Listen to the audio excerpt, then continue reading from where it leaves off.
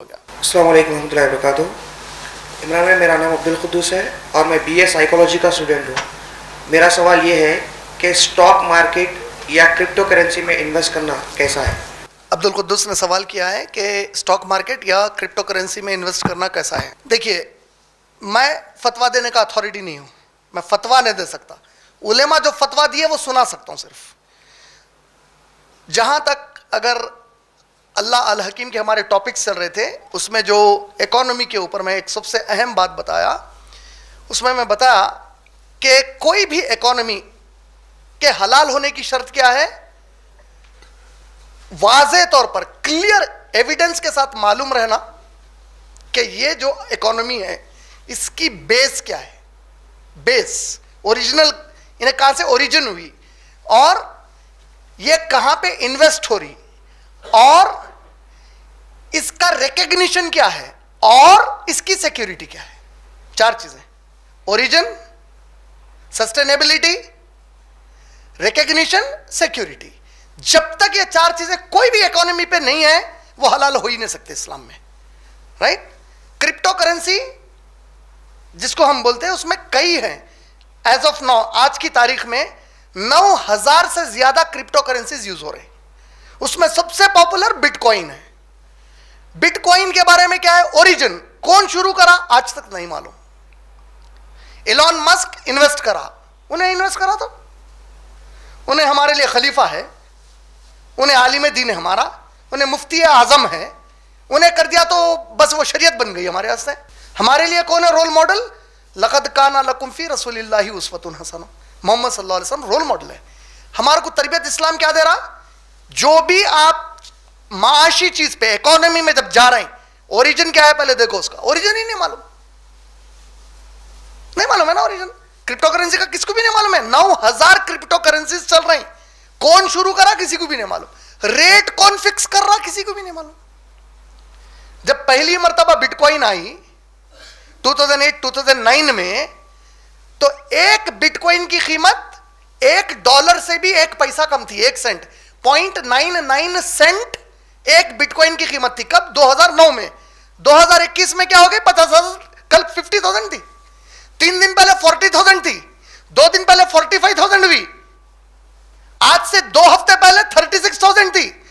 Stock exchange India का hype होने के पहले सेंसेक्स 34,000 थी, उससे पहले 32 थी, 50 किधर से हो गई, कैसा हुई। There is no recognition.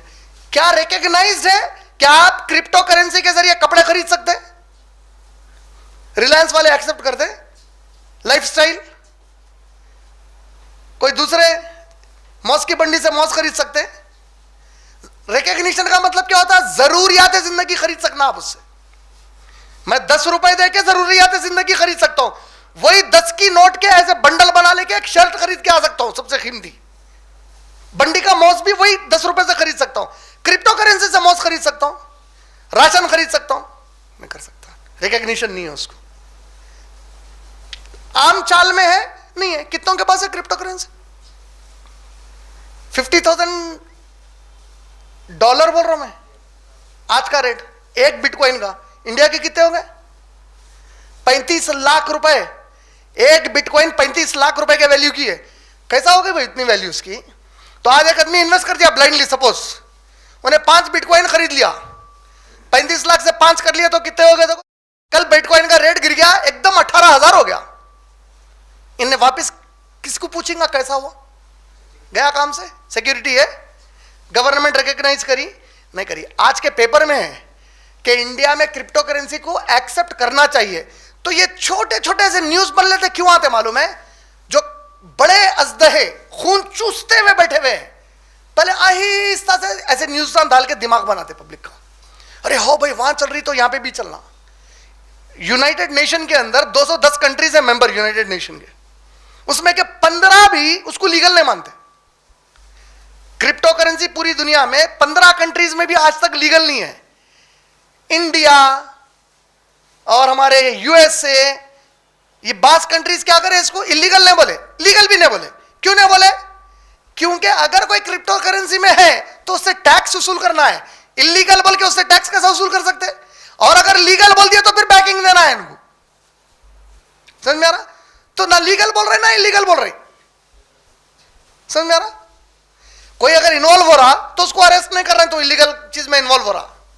कोई अगर डूब जा रहा तो हमको नहीं मालूम, क्रिप्टो करेंसी हम तो नहीं बोले लीगल है, लेकिन किसी का चल रहा टैक्स ला बोल रहे हैं, उसको खून चूस रहे हैं। ये तरीके हैं खून चूसने के।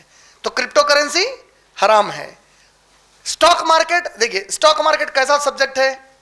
अगर किसी को आप बोले इमरान भाई आप जरा हदीसें कौन सी सही और कौन सी ज़ईफ होती, और ये तिरमिजी की कितने हदीसें ज़ईफ है समझा, बोले तो मैं कैसे समझा सकूंगा? बोला छोटा सब्जेक्ट है वो, उलेमा 8 साल निकालते उसके ऊपर, अस्मा और रिजाल के ऊपर, सीखने को, सही और ज़ईफ करने के फन को, वो साइंस सीखने के लिए, राइट। इसी तरह स्टॉक मार्केट बहुत बड़ा सब्जेक्ट है। स्टॉक मार्केट मतलब कौन सा स्टॉक मार्केट, उसमें हलाल है हराम है, प्रोडक्ट्स हलाल हराम है, उसके अंदर जो इन्वेस्टमेंट कर रहे हैं अगेन उसकी शक्लें वो हलाल हराम है। तो कौन से स्टॉक मार्केट की बात कर रहे हैं हम, और कौन से प्रोडक्ट्स की बात कर रहे हैं, कौन से स्टॉक की बात कर रहे हैं हम, ये पूरे मायने रखता। तो इसीलिए उलेमा क्या बोलते हैं, जब आप स्टॉक मार्केट या शेयर मार्केट में इन्वॉल्व होना चाह रहे हैं, स्पेसिफिक डॉक्टर्स के पास क्या होता, आप कई बार फोन पे दवा ले सकते फोन करके, लेकिन हर बार नहीं कर सकते वैसा। बस केसेस को आके मिलो, अपॉइंटमेंट लेके बोलता हूं, क्योंकि केस सीरियस है। आपके खाली बोलने पे दवा दिया आप मर जाते। तो उलेमा कन आपको अपना पर्सनल इंडिविजुअल केस लेके जाना पड़ता उलेमा के पास। मतलब ये कल निकल के आके मदरसे से सर्टिफिकेट हम बता रहे हम आलिम है, आलिम हम है तो तुम है, ये नहीं। अकाबिर उलेमा जिसके पास हकीकतन कुरान और हदीस का गहरा इल्म है, कई 20-30 बरस का 40 बरस का तजुर्बा है उनके पास, ये मसले पे वो लोग कई और लोगों को इल्मी फतवे दिए हुए हैं, ऐसे उलेमा के पास जाना। आप पिकनिक मनाने को, शादी करने को, कई चीजों को खर्चे निकालता ना घर के अंदर। ये भी एक पॉइंट हमारे भाई के वो सवाल में जवाब में ऐड करना चाहूंगा, शादी के खर्चों के मसले पे। कई माँ बाप को क़यामत में कितनी बड़ी पूछ होंगी बेटियों के, और कई नौजवानों को क़यामत में कितनी बड़ी पूछ होंगी, जहां शादी सिर्फ 10 से 15 रुपए में हो सकती गवर्नमेंट की फीस को छोड़ दिए तो। गवर्नमेंट की फीस का मतलब काजी साहब की फीस, इसको छोड़ दो, बाकी की शादी वलीमा कितने में हो जाता? 10 से 15 रुपए। कैसा? जो लड़की जिस कपड़े के जोड़े में है, निकाह पड़ा है, खाजी वली मौजूद, 2 गवाह मौजूद, बोल दिए, महर की रकम तय कर लिए, घर को ला लिए, वलीमा अम्मा बाबा को बिठा के रोटी बन चाय के साथ दे दिए, पी लो भैया वलीमे की दावत, हो गया इस्लाम में, वल्लाही शादी हो गई। लेकिन इसके लिए सालों मेहनत करके पैसे जमा कर रहा, कभी इसके मरने तक इसको ख्याल आया कि मेरे को पैसे जमा करके हज को जाना है जो फर्ज है मेरे ऊपर?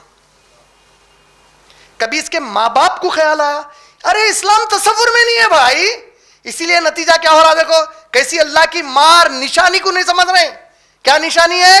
सारी जिंदगी बच्चों को दुनिया कमाने के पीछे लगाए, मरा इन्हें, अम्मा मरी बाबा मरा, बच्चा फौरी क्या करा, इस काबिल का नहीं है कि अपने अम्मा बाबा की मैयत को गुस्ल दे सके, दुनिया के हवाले कर दिया, ले लो हमारे को नहीं मालूम अब क्या करना है इसके साथ। ये मार है, अल्लाह की निशानी है। ये उस काबिल का नहीं रहा, मैं अपने बाप को गुस्ल देने का काबिल नहीं हो तो कैसा मुसलमान हो रहे? कौन से माँ बाप को चाहने वाला मुसलमान हो?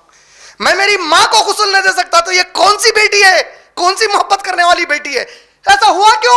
क्योंकि ये अम्मा बहुत दुनिया कमाने के पीछे से, क्या उसको सारी जिंदगी दुनिया कमाया, मरे हो लगा, उन्हें भी उनको दुनिया के हवाले कर दिया। वो गुस्ल देने वाला, देने वाली तहारत से रहते न मालूम, उनको सुन्नत मालूम है नहीं मालूम, दुआएं मालूम है, गुस्ल सही दिए नहीं दिए कुछ भी नहीं, बस गए फेंक दिया, उसके बाद उसको खत्म हो गई कहानी पूरी।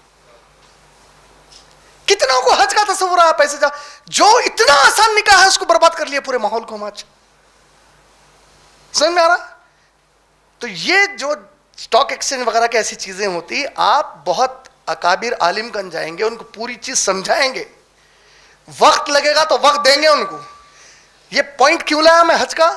आपको अगर पैसे लगाकर पिकनिकों पे जैसा जाते हैं, उसके बजाय आलिम से यह मसला पूछने जाना पड़ा, तो एयर टिकट बुक करके आलिम से मिलने को जाएंगे मसला दरियाफ्त करने के लिए। यह उसूल होता मुसलमान के लिए, यह तरबियत है इस्लाम की जो अल्लाह के नबी हमको करके गए।